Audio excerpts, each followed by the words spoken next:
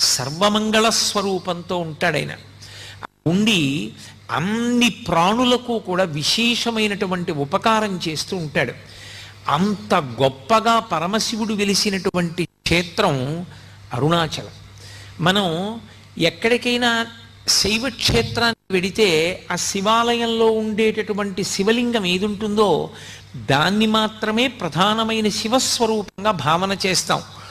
ఉదాహరణకి మీరు కంచి వెళ్ళారనుకోండి, ఏకాంబరీశ్వరలింగము అని ఆ కాంచీపురంలో ఉండేటటువంటి పృథివీలింగమే గొప్పది.